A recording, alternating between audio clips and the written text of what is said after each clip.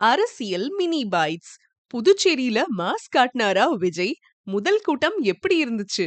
புதுச்சேரியில கட்சி தொடங்கிய பிறகு முதலாக மக்கள் சந்திப்பு கூட்டத்தை நடத்தியுள்ளார் தமிழக வெற்றிக் கழகத்தின் தலைவர் விஜய்.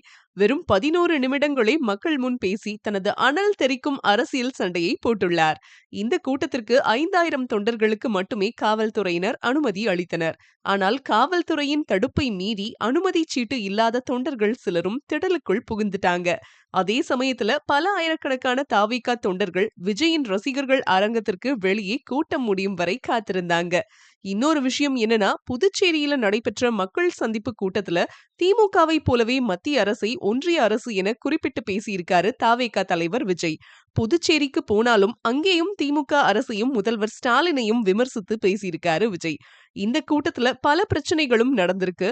தாவேகா பொதுச் செயலாளர் புசி ஆனந்த் அரங்கத்திற்கு வெளியே தொண்டர்கள் மத்தியில பேசிக் கொண்டிருக்கும் போது அங்கிருந்த பெண் காவல் அதிகாரி மைக்கை பிடுங்கியது, பொதுக்கூட்டத்திற்கு துப்பாக்கியுடன் வந்த நபரால் பரபரப்பு என நிறையவே நடந்திருக்கு. ஆக மொத்தத்துல தற்போது ஆளும் புதுச்சேரி அரசான என்ஆர் காங்கிரஸ் முதல்வரான ரங்கசாமியுடன் தாவேகா கட்சி புதுச்சேரியில கூட்டணி வைப்பாங்கன்னு அரசியல் வட்டாரத்துல பேசிக்கிறாங்க. மேலும் இது போன்ற செய்திகளை உடனுக்குடன் தெரிந்து கொள்ள மறக்காம ஜியோ நியூஸ் தமிழ் சேனலை சப்ஸ்கிரைப் பண்ணிக்கோங்க.